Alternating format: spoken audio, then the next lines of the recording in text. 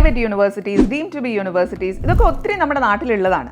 അപ്പോൾ ഇതിനൊക്കെ അവർ നടത്തുന്ന സെപ്പറേറ്റ് എൻട്രൻസ് എക്സാംസും ഉണ്ട്. ഇപ്പോൾ for example VIT, SRM, Amity, Manipal, Jain, PES, Presidency, LPU.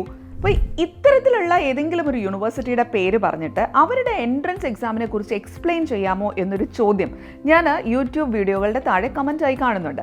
നിങ്ങൾ മനസ്സിലാക്കേണ്ട ഒരു കാര്യം, ഇത്തരം എൻട്രൻസ് പരീക്ഷകളൊന്നും ഒരു JEE പോലെ, നീറ്റ് പോലെ അത്രയും ഒരു അഡ്വാൻസ്ഡ് ലെവലിൽ നടക്കുന്ന ഒരു പരീക്ഷയൊന്നും അല്ല.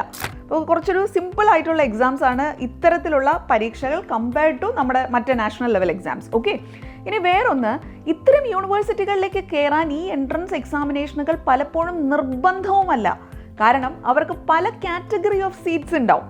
അപ്പോൾ ഇതിൽ ഈ ഓരോ യൂണിവേഴ്സിറ്റിയുടെയും എൻട്രൻസ് എക്സാമിനെ നമുക്ക് സെപ്പറേറ്റ് ആയിട്ട് എടുത്തു പറയാൻ അങ്ങനെ സാധിക്കില്ല. അതിന് കാരണം എന്താണെന്ന് ചോദിച്ചു കഴിഞ്ഞാൽ, അവിടെ അവർ നടത്തുന്ന കോഴ്സുകൾക്കനുസരിച്ചിട്ടാണ് ആ ഒരു സ്ഥാപനം നടത്തുന്ന എൻട്രൻസ് എക്സാം ഡിഫർ ചെയ്യാൻ പോകുന്നത്.